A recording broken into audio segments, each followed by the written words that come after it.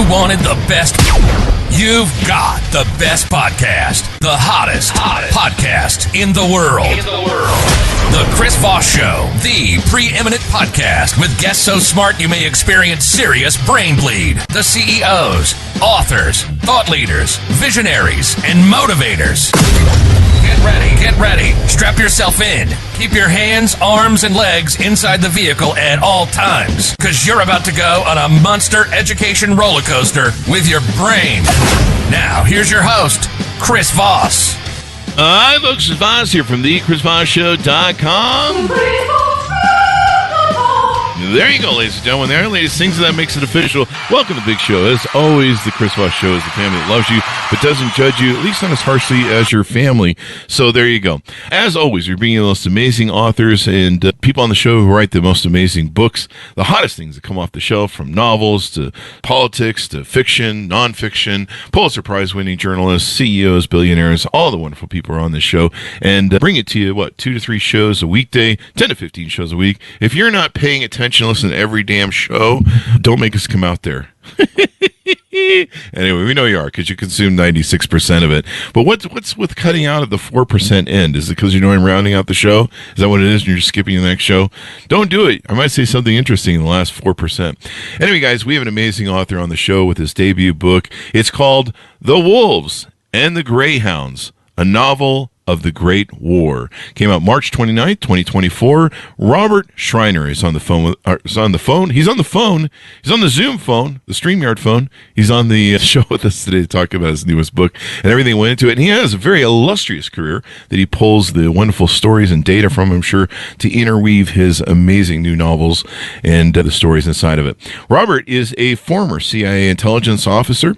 After leaving the government service, he embarked on a subsequent career as a consultant and executive in the global private security industry.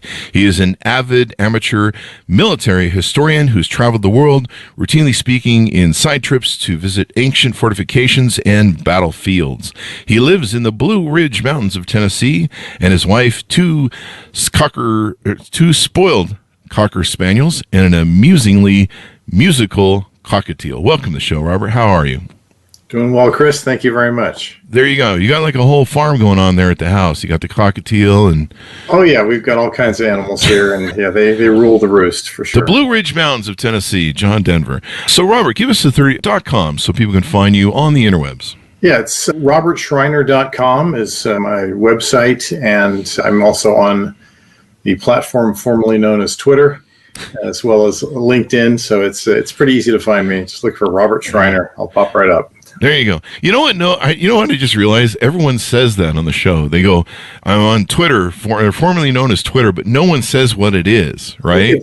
I'm sorry. It just sounds so weird to say I'm on X. What does that mean? You're like, does that mean blank? What does that mean? So, give us a 30,000 overview of your new book, The Wolves and the Greyhounds. Thank you. Yeah, The Wolves and the Greyhounds is a military adventure, a military thriller set in the early months of the First World War.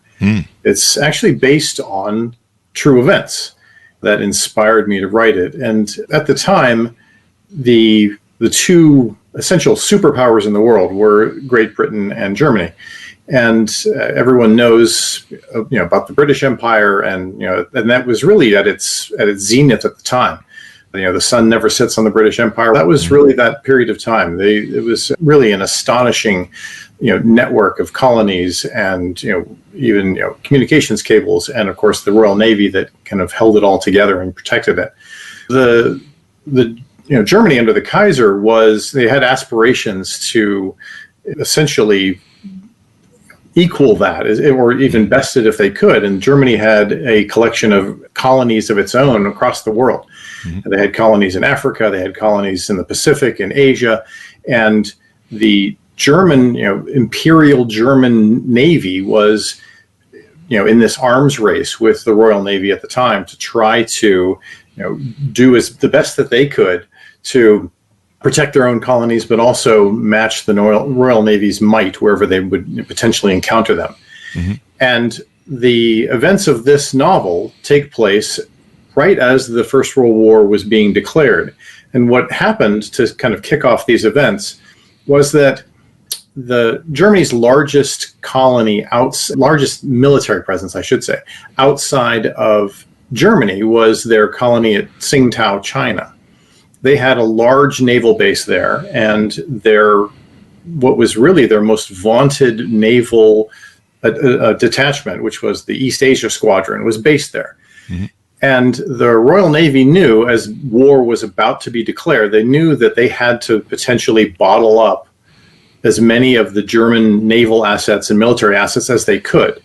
And so a task force from Hong Kong sailed up to Tsingtao to encircle the colony and bottle up the naval forces there. But when they got there, the port was empty. Oh, wow. The Germans had managed to sneak out all of their warships and all of the support ships, and they completely abandoned the port. What that meant was that, the Germans' most feared naval unit outside of German home waters was missing. Luce. On the loose. Somewhere. Exactly. And so the Royal Navy then embarked on this desperate search to find this naval unit before they showed up pretty much anywhere. They could show up anywhere in the world on, a shore, unbeknownst to the, whether it was a British outpost or a colony or one of their other assets. Mm-hmm. So the Wolves and the Greyhounds starts at this point where the Germans have essentially sailed off into the Pacific, and the British are desperately trying to find them. Mm-hmm. And it follows two naval captains, one British and one German. And the book attempts to tell this story from both sides as equally as possible.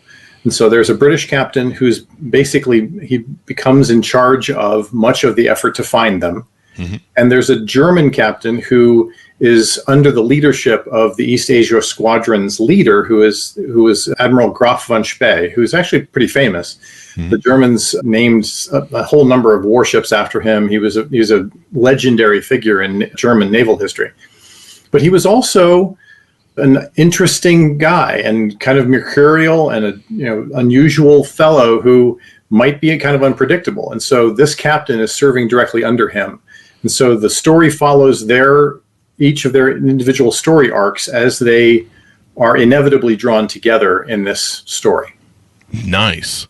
So this is the sort of stuff that I really loved when I was a kid growing up. I loved the old naval battles, World War I and World War II, and Eisenhower and MacArthur, and all the Patton and all that sort of stuff. And I loved to build the ships, the model ships when I was a kid. And in fact, my brother crushed one behind the door. I'll never forget, on purpose. And this was just a really interesting time. Let's get into your background, and then we'll round back to the book. Tell us a little about your upbringing. I know you did some CIA stuff. What motivated you growing up to enter some of the things that you did? And then when did you know you were starting to write and become a great writer? I actually grew up as a Foreign Service brat. And it's one of these stories that sounds like it's out of perhaps a TV script or something. Actually, both of my parents worked for the Central Intelligence Agency as well. They met there. And this was in the early 60s, and they were married, and I came along a year later, and that was when my mother resigned from the agency, and she then spent the rest of her career as a mom, and my dad went on to he actually retired as an office director within the CIA, and as part of his job, we traveled all over the world, and so I grew up in Europe and in Asia. Wow. Our main posts were in Vienna, Austria, London, England, and Bangkok, Thailand. And so that was my childhood. We traveled all over Europe. We traveled all over Asia. I mean, it was amazing. It was really an extraordinary childhood, just an amazing opportunity. I mean, and so many diverse sort of cultures. Oh, absolutely. Yeah. And in fact, I sort of, I learned German at an early age. We were living in Vienna. I spoke with a pretty solid British accent when I was a school kid in England. I was immersed in those cultures, and we got to see so many things. Many of my childhood memories are, traipsing through castles in Spain or England or Germany or Austria or someplace, seeing amazing things, visiting battlefields like Hastings or Normandy or Waterloo, and that really sparked my interest in military history. And I was always interested in writing. So that started at an early age. Mm-hmm. Wow, that must have been fun to go through. See, I was just having to build stuff at home and read books because we were in California. So there's not a lot of battlefields of World War I and II in California. I think in the movie 1941, they documented something with Belushi about the invasion of L.A. or something. I don't know if it's true or not. But so that must have been extraordinary. But the great thing about our lives and people who write novels like yourself or people who write idiot business books like me, the great thing about our lives is we're able to collect these stories and these fabrics of, different things that we're exposed to. And I imagine that was really helpful in helping build you into weaving this novel. Absolutely.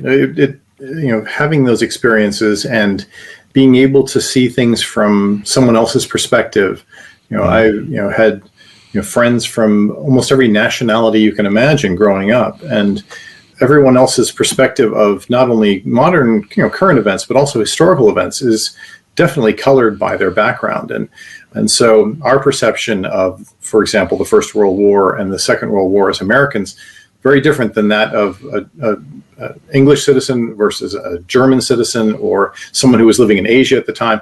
And so those types of things are really valuable to round out sort of a worldview and be able to put a different perspective on something when you're trying to write with a different voice, perhaps. Mm-hmm. There you go.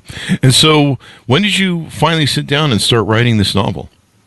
I actually, it was sort of a long process. The initial spark for it was many years ago. I started writing it several years later, but I actually happened upon it when our children were in high school, and they all had the same history teacher 3 years in a row. They're all right 1 year after each other in school. And so they all had the same history teacher with the same project that was all about the First World War. And I was already, kind of a military history geek. I had lots of books about it. And so I was happily handing these over to the kids who otherwise would have rolled their eyes at anything that, Dad was interested in. But in this particular case, I was suddenly useful. And so I was able to give them some of these books. And as part of that, I'm going through them and kind of handing off things I thought might be helpful to them for their project. I happened upon this really brief one-liner about the Battle of Coronel, which was this naval battle that occurred in November of 1914. And I thought it was really interesting. Partly, I was this military history person, and I'd actually never heard of this battle. Like, how's this possible? And the backstory to it, this amazing odyssey that the German East Asia Squadron had embarked upon at the beginning of the war to find themselves off the coast of Chile, which is where this happened, was just this, like, how could this possibly have occurred? So I that piqued my interest initially, and then years later, that it was still in my brain, and I thought, what, let me look into this, and I read more about it, and the more I read, the more I became convinced that this was a story that needed to be retold in a way that was more accessible than the average history book might give it that treatment. And so I thought, a novel would be perfect. I could tell this story from both the British perspective and the German perspective and fill in those gaps that might be in the historical record and really add some texture and depth to this. And that was really the spark. And it then took me several years to research it because, the adage, write what you know. No one living now was a naval officer in the First World War. Joe Biden was. Possibly. No, I'm just kidding. I love Joe Biden, by the way. But and so was the Rolling Stones. Exactly. Yeah, there you go. So I had to become as much of an expert in this subject as I could, and so I got resources from the Royal Naval College and from the Hoover Institution at Stanford and UCLA, and just wherever I could get this information, I got it, and it was amazing to me and actually humbling and gratifying that so many people, when I contacted them, were interested in this project and were overjoyed to be able to help. And like, oh, absolutely, we have something. And they were dusting off things that hadn't seen the light of day in nearly a century. Wow. And I got copies of just amazing things, ships' logs and officers' journals and just extraordinary finds. And I got out-of-print books, some of which had been written in the 20s and 30s. And so that was part of the research journey, and that took several years. And just for me to be comfortable enough with the subject matter, for me to feel authoritative enough to write this from a a legitimate perspective, because I really wanted to do justice to this story. And I Googled this, and they have pictures and film of this from this, right? There are some photographs of the era, like right after the Battle of Coronel. There are some photographs taken of the German squadron, for example. There's a few photographs of some of the British ships that were involved.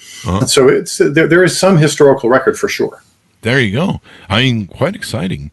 And this is back in the day when, things were different. You didn't have the sonar, radar. I mean, maybe they had radar back then. No, you're right. There was no radar, and so in fact, to someone who like the average person looking at a warship from World War I to a warship at World War II, they might not notice a whole lot of differences. These, the warships they're made of steel. They had turreted guns. They were, comparable size. But the warships in World War I, to your point, they didn't have radar. They did not have voice-to-voice radio, so they couldn't just key the mic and talk to the ship that was in their formation. Wow. They only had three options. They could use wireless systems, which essentially, if you envision Morse code, the captain, for example, who wanted to talk to his sister ship in the formation would have to give an order to the wireless operators. They would have to encode that, send that message to the other ship. That other ship would have to decode it, print that out, and then deliver it to the bridge of the other ship. Wow. And so you can imagine in a battle where seconds matter, if the message takes minutes to be delivered, that's not quick enough. Yeah. And so they also relied on flag signals, where they would run flags up the halyards, which that's really a method that's thousands of years old. I mean, really, you can think back to the time of the ancient Greeks. They were doing similar things on their ships. And then they also potentially use lamp signals at night, but those were extraordinarily primitive communication methods compared to what they had only 25 years later in World War II. Did they have aircraft carriers back then where they could send up planes to? Not yet. By the end of the First World War, by 1917, 1918, they were experimenting with that. But at the beginning of the war, in 1914, aircraft were still it was still an experimental idea to even use aircraft in combat. Wow. And they were mainly used for reconnaissance. And the idea of launching an airplane off of a ship would have been a fantastical concept at that point.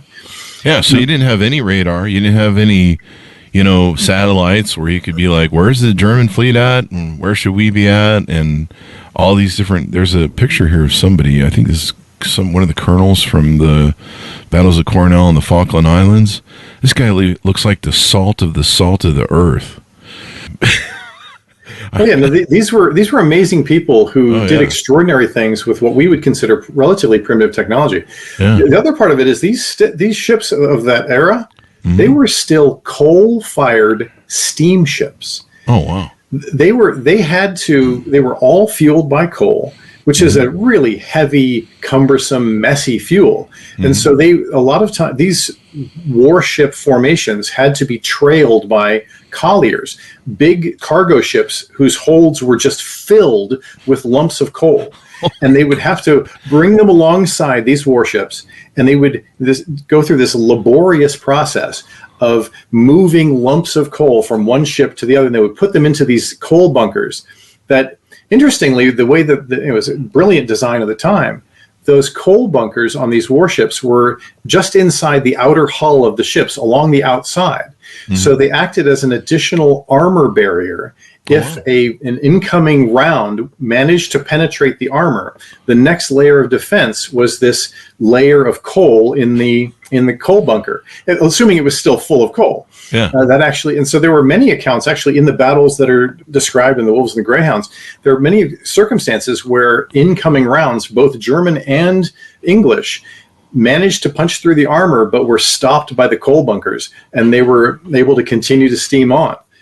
So it's a fascinating time in technology. So they're still sailing on these steamships that actually the technology in terms of, you think about steam engines and coal-fired steam, it really was reaching its pinnacle at the time. These warships, very large warships, were approaching like high 20s, almost 30 knots in terms of speed, which rivals modern warships. Really? And they were able to do this with steam engines. And so it really was something extraordinary for them to be able to do this at the time. That explains why some president was trying to take us back to coal steam at one time. You don't have to do that with nuclear ships, right? You don't have to have the thing following you around to refill your nuclear. No, you fuel it once and it's good to go for the life of the ship. That's right. Good to go. That's the best way to go. But yeah, I mean, you can imagine that. I used to have these dreams. I watched all the movies of World War I and World War II, and I used to have these dreams of the Battle of Midway and all the ships and stuff, and it was always so fun to play with that in my head. I don't know if young men do that anymore. Do they? I think they have video games now. They have. Yeah, I think video games have taken the place, but I did the same thing. I used to kind of play with all that kind of stuff, airplanes and ships and all of that, and it's that I think that kind of exercise of your imagination is something that video games have largely supplanted at this point. Yeah, because you don't really have to imagine anything. It's just delivered to you. Right, exactly. In amazing detail, too. Yeah, I mean, it really is. But I like video games, but I kind of miss those days when you have an imagination, you get together with your friends, and you have the battle of whatever. And, there was always I remember growing up, what was the PT book with John F. Kennedy, his story of the PT boats, and, all just the craziness of that time was just fun. So the two captains in your book, I imagine it's historical fiction, right? So you're using different names, I guess? No, actually, I warred with that. I really wanted to try to be as accurate as possible. So, and in the historical notes in the book, I certainly mentioned the fact that in many circumstances I used the actual names. Mm-hmm. But and so it'd be sort of like writing a book about Julius Caesar or Napoleon or someone who actually lived, but you're filling in the blanks, right? Yeah. And so in this particular case, I used the actual names for many of the folks who were involved in these battles. So this particular Captain John Luce was, in fact, the commander of HMS Glasgow at the time. And Captain Julius Merker was, in fact, the captain of SMS Gneisenau on the German side. And they were real people of they had these extraordinary lives. And we know something about them, but we don't know everything about them. And so that was part of my challenge as an author, was to fill in those empty spaces where we don't have perhaps a ship's log, or we don't know exactly what happened, but we can guess at their motivation. And we know in a lot of cases, we know what the outcome was, but how did we get there? Yeah. And so I had access to, in some cases, ship's rosters. I had access to some of the logs of some of the people who were involved. And they, some of those materials gave me immense insight into, how people thought, how they viewed these activities and these events at the time, how cut off they were from, their home commanders, either on the side of the British or the side of the Germans, how isolated they felt. And so I did, in fact, use a lot of their names, actual real characters. I tried to find out as much about them as possible. Mm-hmm. And I humbly used them as characters in this book with the expectation that I might be taking liberties, and I apologize profusely for that in the historical notes. I don't think they're going to call and say they're upset or write in maybe bad reviews on Amazon. So you'd be okay, I think. He misused my name, damn it, in World War I. Exactly. Perhaps their great grandchildren might have an issue with it. I think they would be honored to have their great grandparents, whatever, taken and done. What do you hope people come away with reading the book? Do you hope they learn something about history or great characters, enjoy the novel? Is there any sort of maybe some lessons you put in the book as a wink and a nod to anything? What do you hope they come away with when they read the book? I certainly hope that people learn something from it. I certainly learned a lot in the process of writing it. That period of history, I think, in terms of naval combat, but combat in general, I think that when most people think about the rigors of war and the kind of grueling nature of warfare, a lot of that has been perhaps overshadowed by the Second World War and what happened at that time. But there are some certainly some of the deprivations that these folks went through during that period of time was, I think it's worth knowing about. I also thought in the process of writing it and listening, reading the actual thoughts of some of the participants, it was a different era in terms of how you viewed your enemy. And there was still some gallantry back in that day that I think we've generally lost. I think that in modern warfare, one of the first things that happens is that your enemy is dehumanized, and it makes it easier for you to kill them. Mm-hmm. Back in that era, that wasn't what was going on. I think that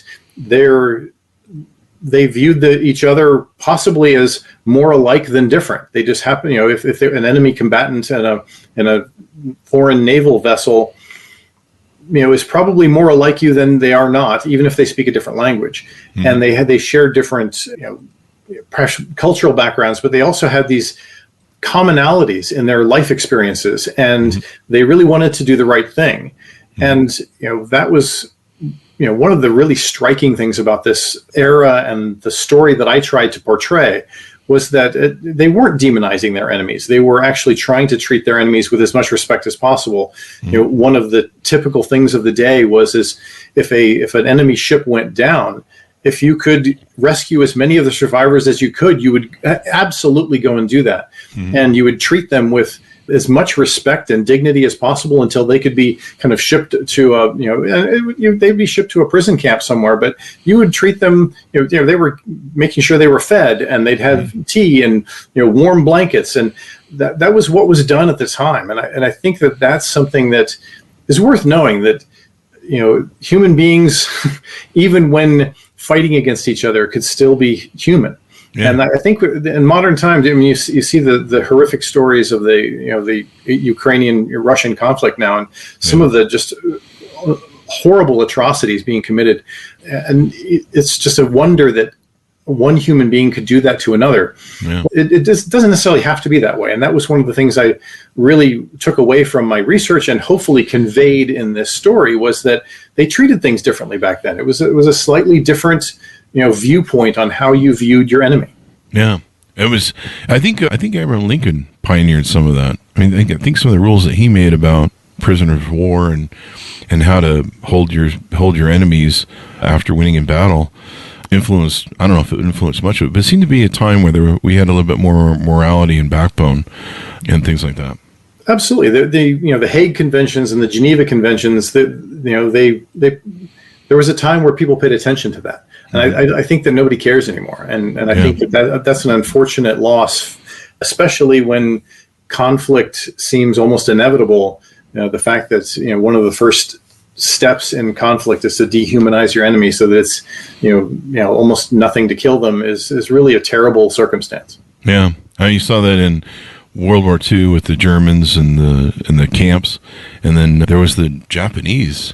I mean, that were, awful. Hanoi, Hilton, and different absolutely. Vietnam, things like that. So yeah, just. But there's that. You kind of see that in what was that old great movie about the bridge over the River Kwai? Was it? Yeah. Yeah, and how the British officers tried to hold a decorum of decency and respect, and you saw how they tried to operate. And so there's a romanticism to all this stuff. Like I still love it. There's an old. I don't know if you've seen it, but imagine you have. There's somebody who's gone back and they've colorized the old movies from World War II, a lot of the German stuff. And seeing the colorized version of it brings a whole new dimension to it. It really makes it feel, I don't know, I love black and white, but it really makes it feel like more modern or more real. Like, right, it's kind of weird to watch. Right, you're right. I have seen some of that, and it adds this texture and reality that otherwise looks more like this historical artifact, where you can certainly much more easily imagine yourself in that scenario if it's in color. And to me, it helped imagine the horror of it, because when you look at black and white, you're like, "Oh, that's something that happened a long time ago." I think you can disassociate from maybe a little bit, but when you see it in color, it just makes it be like, these people were as bad as some of us today, and things really haven't changed that much around here. Yeah, no, I don't know that human beings have done a whole lot of evolution once we got done with evolution. That's the one thing I always say on the show. The one thing man can learn from his history is that man never learns from his history. And exactly. Thereby we go round and round. So give us your final thoughts on the book as we go out. Tell people the final pitch out, where they can order the book, and .coms, and where they can find you. Certainly. No, it's available in most places where you can buy books. Certainly, Amazon is probably the easiest place. It's available in both paperback and ebook. but also barnesandnoble.com, and then in ebook format, all kinds of places. Apple Books, Google Play Books, Kobo, all kinds of places there. And in terms of .com, again, robertschreiner.com, and all of the links are there to find the book wherever your preferred retailer might be. There you go. Thank you very much for coming on the show. We really appreciate it. Thank you very much, Chris. It's been a lot of fun. Thank you. All right, Robert. And thanks, everyone, for tuning in. Go to goodreads.com/Chris Voss, LinkedIn.com/Chris Voss. Chris Voss, one of the TikTokity. If you want to buy me coffee, because I just drank the one I had before me, you can go to buymeacoffee.com/Chris Voss. Thanks for tuning in. Be good to each other. Stay safe. We'll see you next time.